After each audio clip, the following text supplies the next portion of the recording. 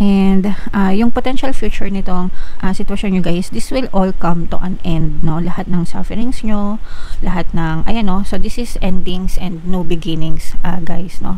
Napakagandang combo nito, mga kapiksi.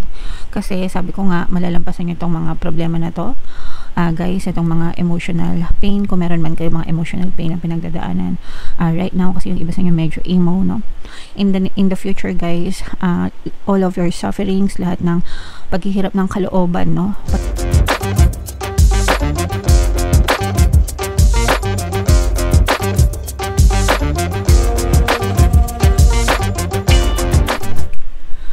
Hello guys, hello Capricorn, welcome back to Pinoy Pixie Tarot. Ang pamagat ng episode natin for tonight is Story Mo Ba To? Timeless reading mga kapixie para sa Capricorn, Sun, Moon, Rising Sign, and Venus. Sa reading na to guys, titingnan natin where you are right now, mga potential and challenges nyo, what you need to focus on, your past, present, and future energy guys, mga suggested approach, and yung potential future ng story nyo. So, shuffle natin yung cards guys. Hanapin natin yung energy ng Capricorn. Ito guys. So, Capricorn, kayo ay na-represent ng King of Pentacles sa ating spread.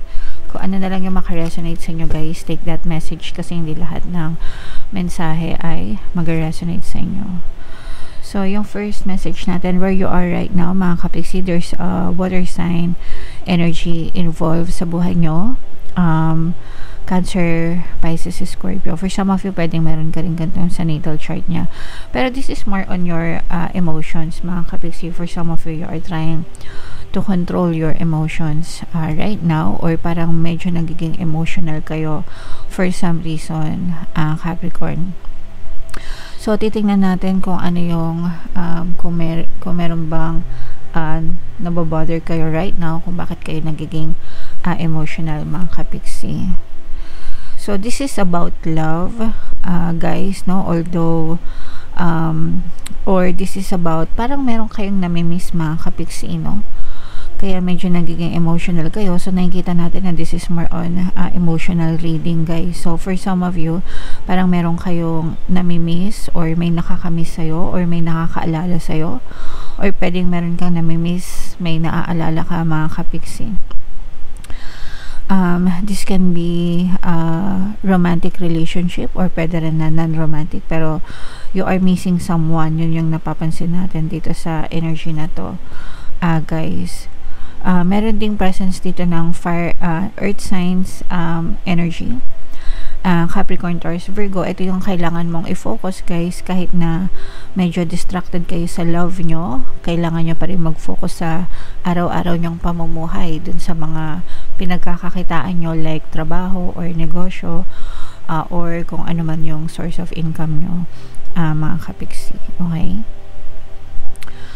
So, minsan kasi kapag nababaliw na tayo sa pag-ibig, napapabayaan na natin yung trabaho natin o yung mga negosyo natin. In your recent past, guys, masyado kayong maraming problema na pinagdaanan, masyado kayong maraming challenges or pagsubok. Kung ito man ay may kinalaman sa relasyon, maaaring masyado rin naging maraming burdens yung relationship nyo, mga kapixie. Pero in your recent past, medyo marami kayong pinagdaanan guys. And ito naman yung strength nyo, mga kapixie, victory, success, no? Meron kayong way, no? Meron kayong mga way or pamamaraan para sumakses sa buhay nyo. Kumbaga, kahit anong problema yung danasin nyo sa buhay nyo, whether pag-ibig man yan or sa buhay man yan, mga kapixie, dumadating sa inyo yung mga solusyon and nalalampasan nyo yung mga bigat ng mga problema na pinagdadaanan nyo guys. Okay? And in the near future, this is near future guys, magiging masaya din kayo, no? Kasi nga, sabi ko kanina, right now, yung current energy nyo is you are being overly emotional. So, pag sinabing overly emotional, talagang nandyan yung mga iyak-iyak blues, diba? Yung mga pagiging emo, saktong-sakto merong concert ang Second Hand Serenade sa December. Pero yung nagiging emo. But in the near future guys, you will find your happiness then. Makikita mo rin yung true happiness mo na hindi mo na kailangan mag-rely sa love life, no? Kumbaga, this is your happiness within. Hindi mo kailangan love life, hindi mo kailangan magkatsawa para maging masaya. You will find what true happiness means to you, mga kapiksi. And ito guys, yung mga suggested approach is hinay-hinay lang or unti-unti lang sa pag-abot ng iyong mga pangarap sa buhay. Kumbaga, hindi mo kailangan magmadali. If you are grieving right now, kung malungkot ka, that's fine. Okay lang yan. Hindi mo kailangan magmadali na maging ma-okay ka. Kasi dadating din talaga yung time na magiging ma-okay ka rin, kapiksi. So, hindi mo, take your time guys, and just enjoy your life. Just enjoy every step of the way, mga kapiksi. And ito naman yung what you need to know. Ito guys, babalik din yung kasiglahan nyo, no? Yung pagiging masigla nyo, yung pagiging motivated nyo, yung pagiging inspirado nyo sa buhay. Dadating din yan kasi kumbaga right now yung iba sa inyo, sabi ko nga emotional, so baka medyo nagiging malamya kayo sa buhay, di ba ganun yan? Kapag nagiging emotional, nagiging malamya, nawawala ng gana, nawawala ng inspirasyon, pero dadating din yung time na mababalik din yung dati mong kasiglahan, yung mga nawala mong kasiglahan, and magiging inspirado ka ulit sa iyong pamumuhay. Your hopes and fears, this is more on hopes guys, kasi magkakaroon kayo ng peace of mind, mga kapiksi, without remembering your past, no? Kumbaga, ibig sabihin, dadating yung time na yung past circumstances nyo, yung mga negative na nangyari sa inyo, mga kapiksi, hindi nyo na siya masyadong maiisip, hindi nyo na siya, or kung maisip nyo man sila, okay na kayo kahit maisip nyo sila. Kasi minsan, di ba, kapag naiisip natin sila, yung mga malulungkot na bagay na nangyari sa atin, ang epekto is nalulungkot din tayo, nadadown tayo. Pero dadating yung time na kahit maisip mo sila guys, hindi na kayo affected, no? Hindi na kayo affected, kalmado na kayo, meron na kayong peace of mind, hindi na kayo nade-depress. So magiging ma-okay na din kayo, mga kapiksi. Alright? And yung potential future nitong sitwasyon nyo guys, this will all come to an end, no? Lahat ng sufferings nyo, lahat ng, ayan, no? So this is endings and new beginnings, guys, no? Napakagandang combo nito, mga kapiksi. Kasi sabi ko nga, malalampasan nyo itong mga problema na to, guys, itong mga emotional pain, kung meron man kayo mga emotional pain na pinagdadaanan right now, kasi yung iba sa inyo medyo emo, no? In the future guys, all of your sufferings, lahat ng paghihirap ng kalooban, no? Paghihirap ng kalooban nyo, paghihirap ng isipan nyo, magkakaroon kayo ng peace of mind, matatapos yan, and magkakaroon kayo ng new beginnings, no? Kumbaga parang reset, restart, magbababay kayo sa past, mag-hello kayo sa present and future. So, you will restart, no? Magre-restart kayo sa buhay nyo, mga kapiksi. Sabi ko nga, babalik yung dati nyo sigla, and magiging ma-okay din kayo, guys. Okay? So, whatever, kung ano man yung pinagdadaanan, kasi yung iba sa inyo may mga pinagdadaanan talaga, guys, no? So, kung ano man yung mga pinagdadaanan nyo, huwag kayong mag-alala, guys, kasi malalampasan nyo lahat ng yan, and magiging ma-okay din kayo, guys. Alright? So, comment down below, Capricorn, if naka-resonate kayo, napakaganda ng inyong story, no? So, babay sa old, hello sa past. Babay sa past, hello sa new, mga kapiksi. So, comment down below if story nyo ba to. Buno tayo ng additional message for you guys. Habang sinashuffle ko to, panoorin nyo muna yung video natin regarding sa ating paano mag-manifest ng abundance video course. Kapiksi, sawa ka na ba sa mga struggles at hirap sa buhay mo? Masipag ka ba at masikap sa buhay ngunit hindi ka pa rin umaasenso? Ilang beses ka na bang nag-attempt mag-negosyo at mag-invest pero palagi ka pa rin nalulugi? Sa pagkakataon na ito ay maaaring may subconscious beliefs ka na nagiging balakid sa iyong pag-unlad at pagyaman. Introducing, paano mag-manifest ng abundance video course.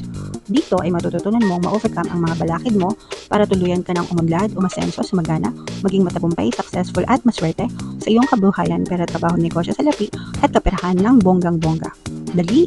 Mag-send na ng email sa pinoypixie@gmail.com at simulan na ang iyong pagyaman ngayon. Alright, sa lahat ng gusto mag-avail ng course guys, naka-flash sa screen nyo, meron tayong paano mag-manifest ng abundance video course, paano mawala ang third party at magkaroon ng harmonious na relationship, paano pabalikin si ex revised breakup. Sa mga interesado guys, mag-send lang kayo ng email sa pinoypixie@gmail.com. And kung naghahanap kayo ng pampaswerte guys, Aventurin at saka si Trin yung recommended ko, may mga links na makikita kayo sa description box guys. So, ito yung additional message guys. Ito, saktong-sakto talaga sa inyo yung mensahe, no? Nung na-check ko tong card na to. So, we have heart chakra, mga kapiksi. So, basahin muna natin. This chakra card represents love in its many forms. It reminds you that everything in life can unfold into love or fear. When unfurled back enough, the foundation of all you seek lies in the universal desire and right to feel loved and be loved. And ito nga yung naramdaman ko sa inyo mga kapiksi, kasi you are being so emotional right now. So, maaring merong nangyari sa inyo in terms of love relationship na mga sitwasyon or scenario sa buhay nyo guys. And syempre, emosyon yan, so malakas talaga yung impact nyan sa buhay nyo guys, okay? Love heals, God is love, this is the force that will change the world. So although love hurts, diba? Although nasaktan kayo dahil sa love, not all of you guys, for some of you, pero you also have to understand that love heals din, no? Yun din yung makakagaling sa atin. And it's not just love from another person, guys, but when you love yourself, and when God is love also, no? When you love yourself and when you love God, God loves us, guys, no? And yeah, you will be healed mga kapiksi. Maghihilom din yung mga sugat nyo guys. This is the force that will change the world. Have compassion. Yung compassion guys, yun yung pagiging maunawain, mabait, maintindihin, mapagpatawad, no? Expand your awareness and heart-centered radiance for all beings on the planet, and encapsulate earth in loving compassion. So, kahit na may mga taong nanakit sa atin, merong mga tao na masasama ugali sa paligid natin guys, no? We still have to learn to be compassion. Always choose kindness. Ika nga guys, no? Hindi mo ikaw mamatay kung maging mabait ka sa ibang tao, mga kapiksi. Okay? Bask in the blissful feeling of the planet in all of its perfect balance, loving you back. So, masarap talaga guys, no? Yung palagi lang tayo nagva-vibrate sa frequency of love and light and happiness and compassion. Yung masaya lang, give, diba? Sabi nga ni Tinay, mga kapiksi, happy lang. Comment down below guys kung kilala nyo si Tinay. Si Tinay lang yata yung character na natatandaan ko sa GMA. Pero gustong gusto ko kasi yung sinasabi niya palagi, happy lang. So yeah, let's all focus on love, mga kapiksi. Love heals the world guys. Okay? Alright. So yeah, comment down below if story nyo ba to Capricorn, and for your 2026 kabalaran guys, ito yung video nyo. Ito naman yung ating success stories ng paano mag-manifest ng abundance video course. Click here to subscribe guys. Thank you for liking, sharing, and subscribing.